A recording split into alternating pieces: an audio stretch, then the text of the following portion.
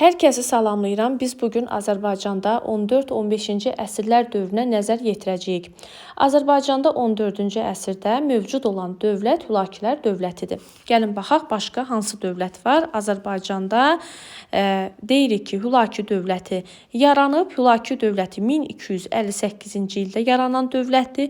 Hülakü dövlətinin ilk paytaxtı hansı şəhər idi? Marağa şəhəri idi. Sonra paytaxtı Təbriz olmuşdu. Sultaniyə şəhər olmuşdu və təkrar paytaxtı Təbriz olur. Bu dövlət 1258-ci ildə Abbasilər dövləti süquta uğradılır. Azərbaycanda 1258-ci ildə yaranır. Əsası Hülakü xan tərəfindən qoyulur. Hülakü xan mərkəzləşmiş dövlət yaratmağı bacarır. Mərkəzləşmiş dövlətdə necə yaradır? Feodalları sıxışdıraraq, yerli əhalini istismar edərək yaratmışdı. Hülakü xanın dövründən başlayaraq elə düz 100 il Hülakülər Qızıl Ordu ilə mübarizə aparmışdı. Qızıl Ordu ilə mübarizə aparmasının səbəbi Qızıl Ordu dövləti iddia edirdi ki, bizim babamızın, yəni Çingiz xanın vəsiyyətinə görə Azərbaycan bizim payımıza düşməlidir. Və Azərbaycanın beynəlxalq ticarət yolları üzərində yerləşməsi, karvan yolları üzərində yerləşməsinə görə də Qızıl Ordu Azərbaycanı ələ keçirmək istəyirdi. Elə məhz buna görə də 100 il mübarizə aparıbdı. Biz burada Hülakülərin ərazisini görürük. Qızıl Ordunun da ərazisini görürük. Deməli, 100 ilin nəticəsində sonda bu Qızıl Ordu dövləti Hülakülər dövlətini 1357-ci ildə süquta uğradacaqdı. Bu dövlətin yaranması nə vaxt oldu? Hülakülərin 1258-də yaranır, 1357-ci ilə qədər mövcud.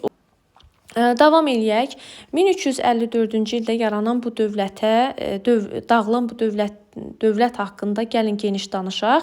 Hülakü xandan sonra, Hülakü xanın dövrü başa çatdıqdan sonra biz Qazan xanın dövrünü görürük. Qazan xan görürük ki, mərkəzi hakimiyyəti gücləndirmək və yaxud da iqtisadi böhrandan yəni ölkə iqtisadi böhrandaydı. Bu iqtisadi böhrandan çıxartmaq üçün Qazan xan bir çox sahələrdə islahatlar keçirir. O Qazan xan torpaq sahəsində, din sahəsində, ticarət sahəsində, məhkəmə sahəsində və rabitə sahəsində islahatlar keçirmişdi. Bu islahatların keçirilməsində, təşkilində, həyata keçirilməsində vəzir tarixçi Fəzullah Rəşidəddinin böyük rolu olmuşdu. Bizə Qazan xan islahatları haqqında çox sual gəlib indiyə kimi qəbula və iki dəfə də Qazan xanın islahatlarının nəticəsi düşmüşdü. Nəticədə variantların birində qeyd olunurdu ki, Qazan xanın islahatlarının nəticəsi ölkəni labüd tənəzzüldən qurtara bildi və yaxud labüd tənəzzülün qarşısını aldı. Bəli, bu doğru cavab idi və Qazan xan islahatları nəticəsində iqtisadiyyatda canlanma baş verir, əhalinin vəziyyəti yaxşılaşır, mərkəzi hakimiyyət güclənir. Qazan xanın torpaq islahatında nəzərdə tutulurdu ki, yalnız hərbi qulluq göstərənlərə iqta ala bilərdi. İqta torpaq sahibliyi yeri gəlmişkən hansı dövlətin dövründə yaranmışdı? Ərəblərin dövründə yaranıb, biz sonra Səlcuqların dövründə bu torpaq mülkiyyət formasını görürük və ən nəhayət biz Monqollar Hülakülər dövründə də bu iqta torpaq sahibliyini görəcəyik. İqta torpaqları İncu, Divan və Bayraq torpaqları hesabına verilirdi. Və torpaq sahələri ilə yanaşı biz deyirik ki, həmin ərazidəki kəndlər və suvarma kanalları da iqta sahibinin ixtiyarına keçirdi.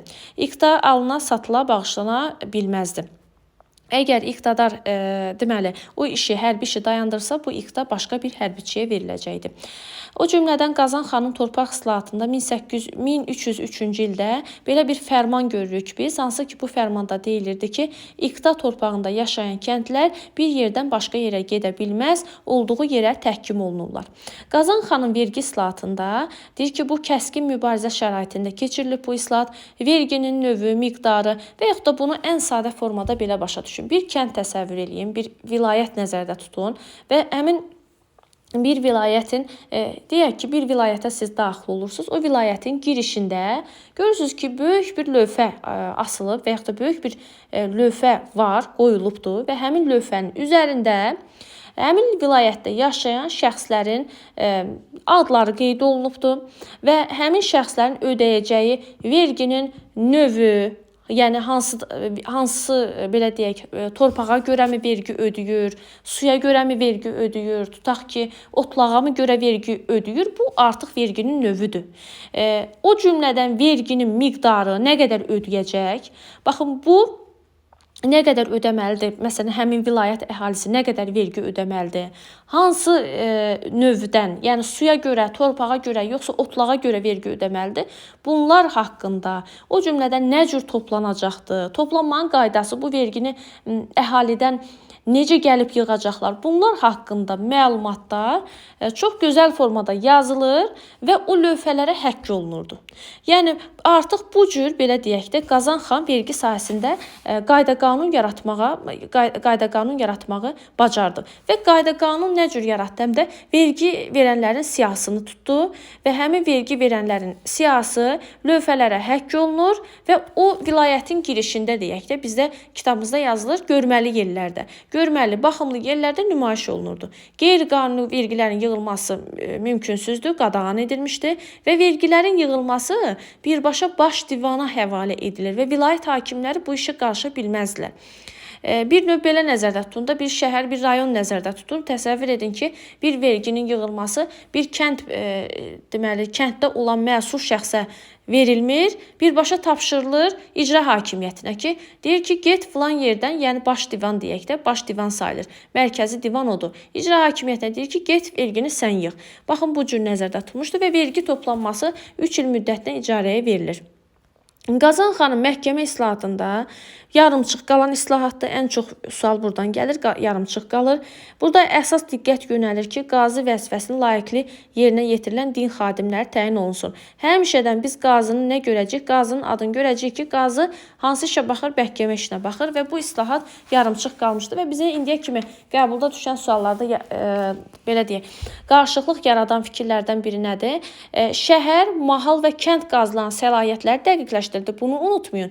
Bir də məhkəmə islahatında belə bir məqam var. Alğı, satqı işlərində nə yaradılır? Qayda-qanun yaradılır. Bu alğı-satqını görəndə bunu ticarətə aid eləməyin. Alğı-satqıda qayda-qanun deyirsə, bu qayda-qanunu məhkəmə baxmalıdır da buna. Bu məhkəmə islahatıdır. Qazan xanın dini islahatına görə o İslam dinini qəbul etdi, Mahmud adını götürdü, öz adına Mahmudabad adlı şəhər saldırdı və Qazan xan dini islahatından sonra Qopçur vergisi aradan qaldırıldı. Qazan xanın dini islahatı, rabitə islahatı 2 il ərzində həyata keçirilib, vahid rabitə sistemi yaradılıb, 3 fərsəxdən bir yamlar yaradılıb, elçilərin və yam işçilərin yerli əhalidən vəsait alınması qadağan olunur, yollarda da kərvansaralar tikilir. Kərvansaranı da ona görə tikirlər ki, gedib qonaqlar, müsafirlər gedib rəiyyətin evində, yəni kəndlinin evində qalmasın, kəndliyə əziyyət verməsin. Qazan xan ticarət islahatındasa harda ticarət islahatı gördünüz? Məlikşahın dövründə də var bu. Harda ticarət islahatı gördünüz? Mütləq vahid ölçü çəki pul vahidini mütləq yadda saxlayın. Əgər bir ticarətdə tutaq ki, ölkə xeyir tapmaq istəyirsə, xeyir görmək istəyirsə, əlbəttə ki, həmin sahədə vahid ölçü çəki pul vahidi olmalıdır. Və gömrük haqqının toplanmasında qayda-qanun yaradıldı. Ticarət mərkəzlərinin qorunması üçün də əsaslı işlər görüldü. Qazan xandan sonra hakimiyyətə gəlir Məhəmməd Olcaytı. Məhəmməd Olcaytı 1304-1316-cı ildə hakimiyyətdədir. Məhəmməd Olcaytı deyirik ki, daha da dövləti, yəni Qazan xandan sonra hakimiyyətə gəlibdir. Qazan xan islahatlarını davam elətdiribdir. Mərkəzi hakimiyyət daha da güclənir. Bir dənə mərkəzi hakimiyyət daha da güclənir sözünü yadda saxlasaz bu kifayət eləyir.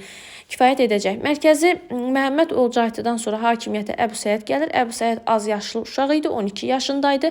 Onun adından dövləti Əmir Çoban idarə edir Sulduz qəbiləsindən. Məsələn, bizə belə bir sual verirlər bəzən. Deyirlər ki, niyə məhz Əmir Çobana verdilər? Sulduz qəbiləsindədir. Təsəvvür edin ki, həmin dövrdə adlı sanlı qəbilə kimdir? Qəbilə Əmir Çoban idi. Yəni Əmir Çobanın qəbiləsi idi, Sulduz qəbiləsi idi. Adlı sanlı sülaləyə verilir və yaxud da ki, həmin adlı sanlı verilir. Yox, daha doğrusu hakimiyyəti ələ keçirir həmin adlı sanlı sülalə. Yəni xoşluqla idarə edir deyək də. Yəni xoşluqla hakimiyyətə gətirirlər Əmir Çobanı və idarə edir ona görə ki, Əbu Səid böyüyənə qədər və yaxud da ki, müəyyən yaşa gələnə qədər dövləti, Ülaki dövlətini idarə etməli idi. Əmir Çoban, bəli, Qızıl Ordu yürüşlərinin qarşısını almağı bacarmışdı 1318-də. Lakin 1319-a gəlib çatanda biz görürük ki, Əbu Səid, yəni 12 yaşlı uşaq özünün əsl gücünü artıq göstərməyə başlayır və özünün əsl gücünü necə göstərir? Hansı ki, Naxçıvandadır, Gürcüstandadır, Sultaniyədə baş verən qiyamları yatırır və yeri gəlmişkən bizdən soruşsa ki, 13-14-cü əsrdə salınan şəhərlər hansılardır? Bir, Qazan xan adına salınan Mahmudabad şəhəridir. Bir də Sultaniyə şəhəridir. 13-14-cü əsrdə yeni yaranan şəhərlərdir. Aha, deməli Əbu Səid Naxçıvanda, Sultaniyədə qiyamlar yatırır və bu qiyamları yatırmaqda igidlik göstərərək Bahadır ləqəbini alır. Bahadır ləqəbini görsəz bu Bahadırın adını unutmayın. Və belə. Və Əmir Çoban da əlbəttə ki, hakimiyyətdən getmək istəmir. Belə deyək ki, yeri çox yaxşıdır. İstəmir buranı qoysun, bu hakimiyyətdən əl çəksin. Və öz Əbu Səidlə arasını daha da yaxşılaşdırmaq üçün öz qızını ona ərə verir. Öz mövqeyini möhkəmlətməyə çalışır. Əlbəttə ki, Əbu Səid başa düşür ki, bir gün Əmir Çoban və oğlanları onu birləşib öldürə bilərlər. Hakimiyyətdə bir adam olmalıdır. Hakimiyyət bölünməməlidir. Və ona görə Əbu Səid qərara gəlir ki, Əbu Səidin özünü, Əmir Çobanın özünü və onun oğlanlarını edam elətdirsin. Və 1328-ci ildə Əmir Çoban və onun oğlanlarını öldürür və Əbu Səid artıq dövləti tək idarə edir. Və 1335-ci ildə, baxın bu 1335 olduqca önəmli bir ildir, bunu unutmayaq. 1335-ci ildə Qızıl Ordu hökmdarı Özbək xan Azərbaycana hücum edəndə Əbu Səid onu məğlub edərək ölkədən qovur. Deməli, baxın, Hülaki xan Qızıl Orduya qarşı mübarizə apardı. Əbu Səid balaca olanda dövləti idarə edən Əmir Çoban 1318-də Qızıl Ordunu məğlub elədi. 1335-də Əbu Səid də Qızıl Ordunu məğlub etdi. Lakin 1335-ci ildə Əbu Səid vəfat edir və vəfat etdikdən sonra biz görürük ki, artıq dövlət zəifləməyə başlayır. Yəni o 1335-ci ildə o dövlətin zəifləməsidir. Yəni artıq yavaş-yavaş dövlət nəyə doğru gedir? Dağılmağa doğru gedir. Fikir verin, siz istər ondan sonraki mövzunu oxuyanda, yəqin ki, o dövr sizə qarışıq gəlir, maraqlı gəlmir ki, çox qarışıqdır. Məsələn, burada Şirvanşahlar Şəki hakimliyi dövrü var. Yadınızdadsa orada bir cümlə var, deyir ki, 14-cü əsrin 30-cu illərində Elxanın dövlətinin tənəzzülünün başlandığı dövr. Yəni bu tənəzzülün başlandığı dövr kimlə bağlıdır? Əbu Səidin ölümündən sonra o tənəzzül başlayır. Və o tənəzzül dövründə ilə 30-cu illərdə Şəkidə Oyratlar sülaləsi hakimiyyətə gəlir. Və Şirvanşahlar dövləti də artıq müstəqil olur da. Belə yadda saxlaya bilərik. Yəni Hülakilərdən asılı idi. İstər Şəkidə, istər Şirvanşahda, yəni müəyyən asılılıq var idi. Artıq onlar o tənəzzüldən istifadə edib özləri müstəqilləşir. Aha, əla. Gəlin burada və Şirvanşahlarda Hülakilərin hakimiyyətini də qəbul edən kim idi? İkinci Axistan olmuşdu. 1328-ci ildə Əmir Çoban və onun oğlanları öldü. 1335-ci ildə Qızıl Ordu hökmdarı Azərbaycana yürüş edəndə o yürüşün qarşısı kim tərəfindən alındı? Əbu Səid tərəfindən alındı. 1335-də Əbu Səid vəfat edir. Əbu Səidin vəfatından sonra Azərbaycanda Şirvanşahlar və Şəki hakimliyi müstəqil olur. Şəkidə Oyratlar sülaləsi hakimiyyətə gəlir. Lakin bu səltənəti qoruyub saxlamaq uğrunda mübarizə aparanlar var. Bunlar biz deyirik ki, Çobanilər olacaqdır, Cəlalilər olacaq və Şirvanşahlar dövləti olacaq.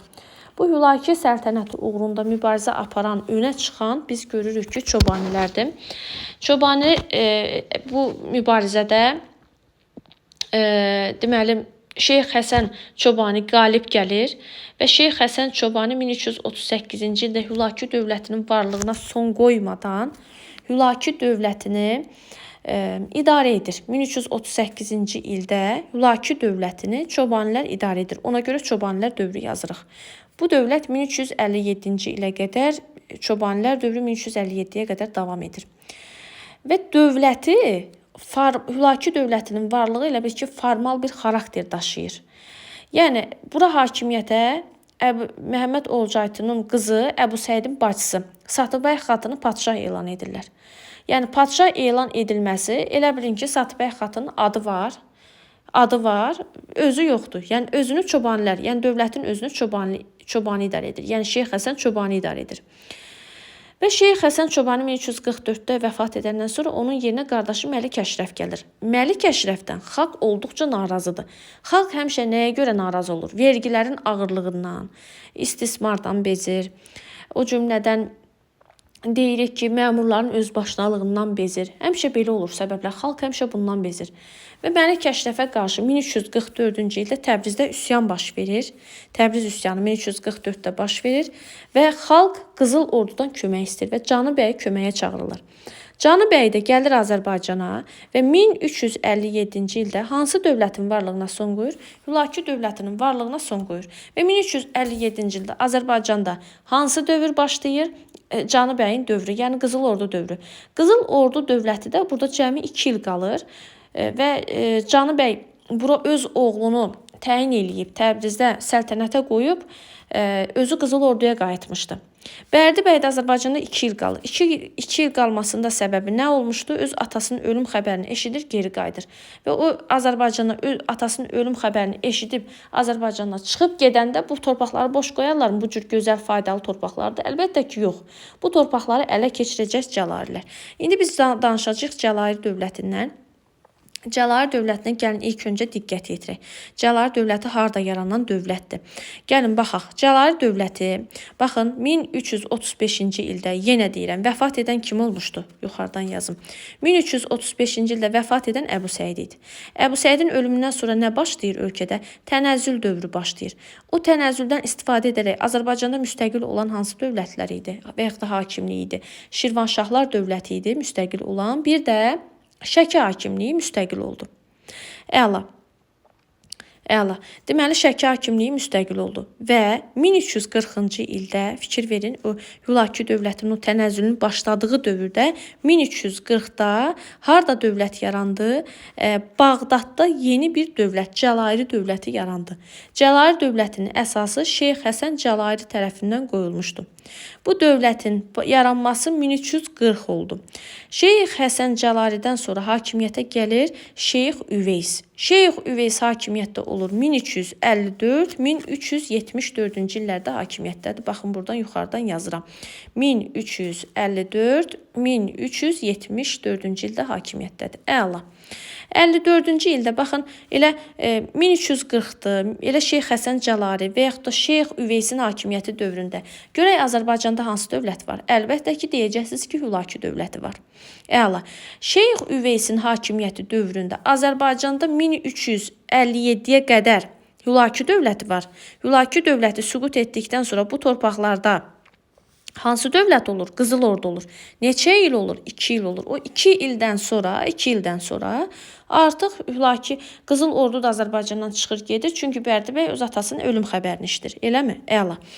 İndi bu və Şeyx Üveys istəyir ki, paytaxtı hara köçürsün? Təbrizə köçürsün. Gəlin digər xəritədə daha diqqətlə baxaq. Azərbaycan xəritəsinə diqqət yetirək. Aha, aydın. Şeyx Üveys paytaxtı hara köçürür? Əzizlərim, köçürür Təbrizə. Təbrizə paytaxt neçənci ildə köçürülür? 1359-cu ildə paytaxt köçürülür Təbrizə. Əla. Bu Təbrizdə olanda, baxın, bu Təbrizi ələ keçirəndə, baxaq görək, bu Şirvanşahlar da axı demişdik müstəqil olubdu deyə. Nə vaxt müstəqil olur? Yenə deyirik. Şeyx Əbu Səidin vəfatından sonra Şirvanşahlar dövlətini görək kim idarə edir bu zaman? O 1345-1379-da hakimiyyətdə olanda deməli olacaqdı Keyqubat. Kavuz ibn Keyqubat. Deməli 1367-yə qədər hakimiyyətdədir. Aha, Şirvanşahlarda kim oldu? Hakimiyyətdə Keyqubat. Keyqubatın adını da eşitdik. İndi gəlirik burada, biz nəyə diqqət yetiririk? Baxın, burada Keyqubat biz Şirvanşahlar dərsində görürük, deyir ki, Təbrizə hücum eləmişdi və Bağdaddakı Cəlairi dövlətinin Təbrizə gəlməsini istəmirdi.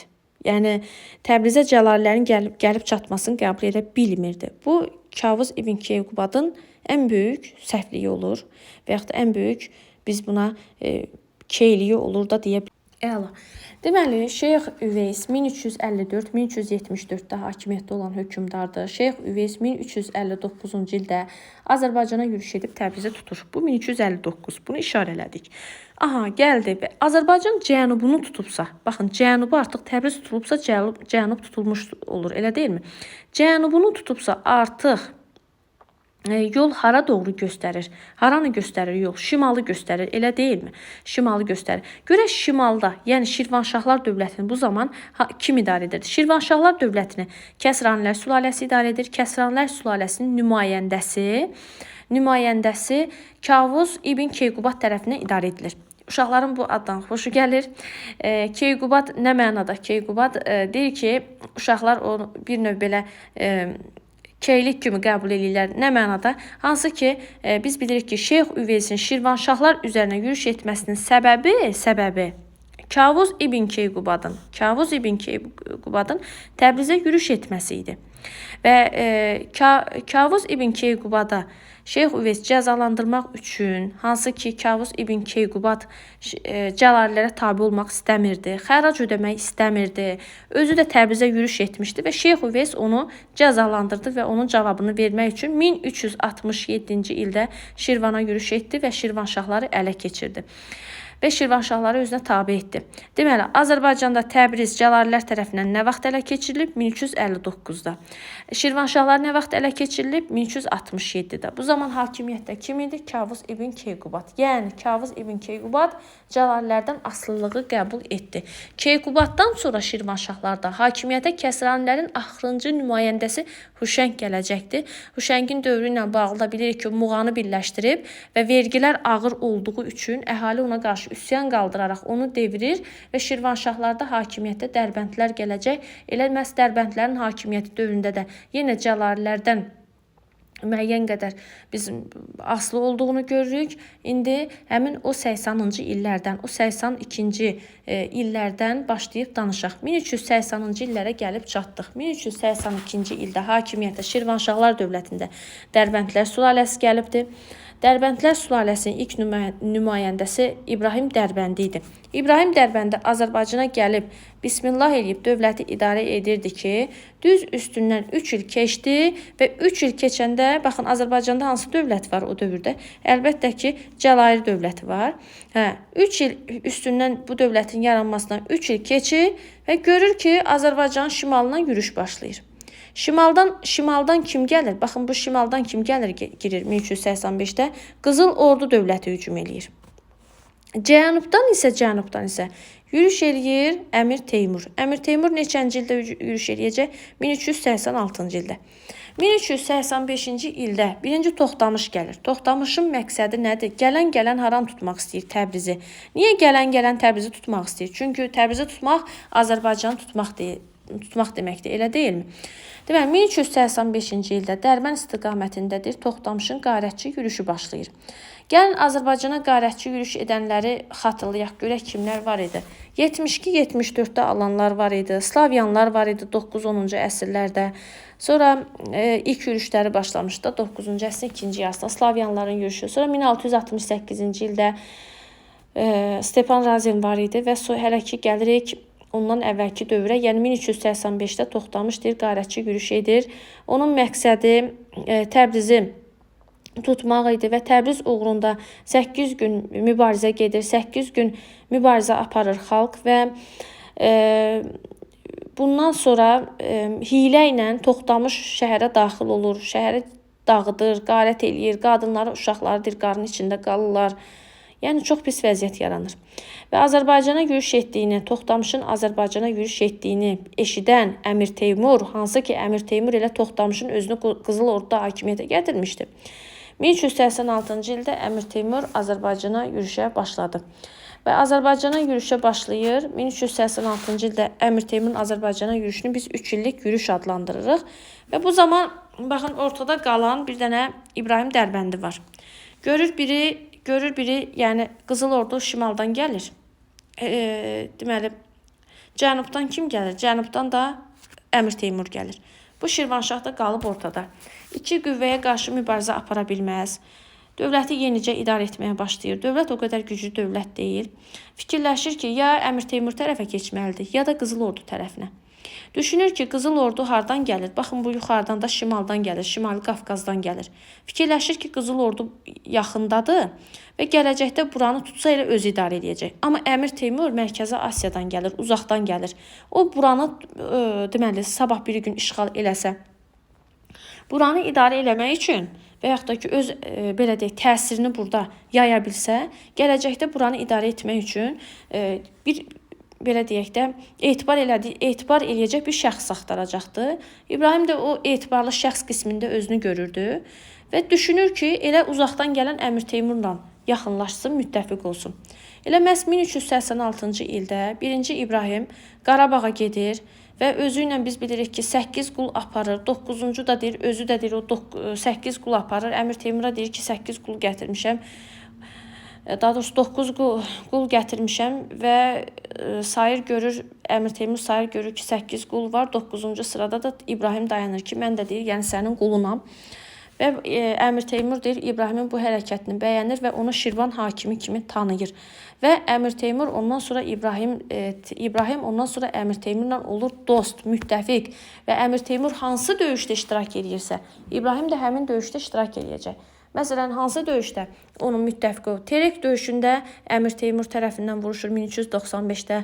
1402-ci ildə Ankara döyüşündə Əmir Teymur tərəfindən vuruşur. 1394-cü ildə Bağdad döyüşündə Əmir Teymur tərəfindən vuruşur və s.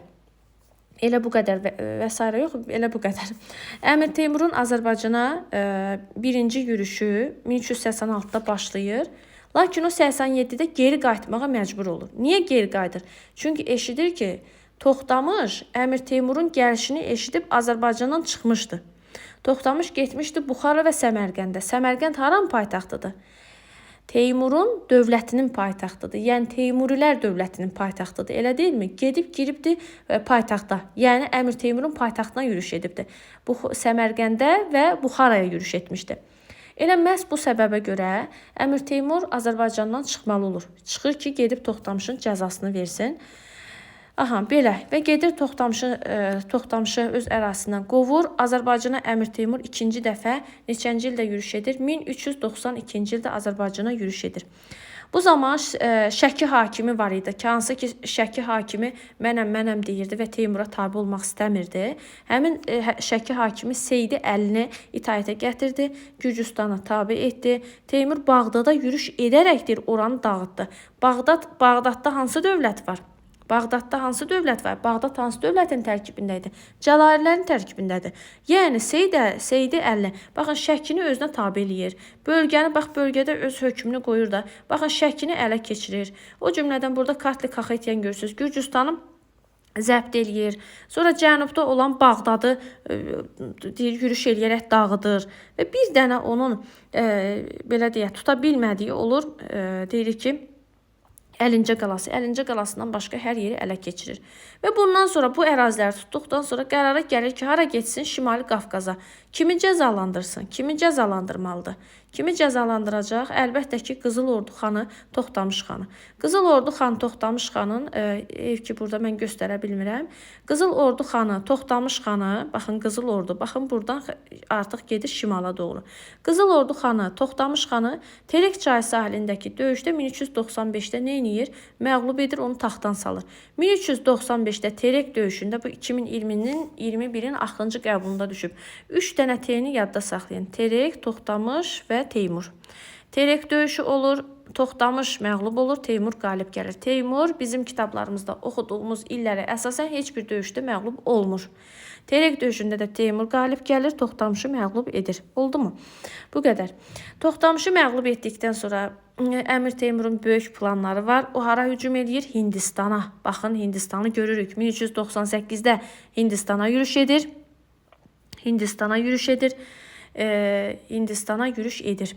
Bəli, Hindistana yürüş edir və 1398-ci ildə Hindistanda da Dehlini tutub dağıdandan sonra 1399-cu ildə Azərbaycana indi neçənci yürüşü başlayır? Üçüncü, sayca üçüncü yürüşünə başlayır. 1399-cu ildə sayca üçüncü yürüş başlayır. Və üçüncü yürüşün nəticəsində də biz deyirik ki, artıq burada Seydi Əlinin oğlu Seydi Əhməd İbrahimin vasitəsilə Teymurla ittifaq bağlayır. Və 1400-cü ildə Əlincə qalası müqavimətsiz Əmir Teymura təslim oldu. Belə. Gəlin Əmir Teymurun yürüşlərinə bir də baxaq, sonra davam eləyərik. Əmir Teymurun Azərbaycana yürüşü 1386.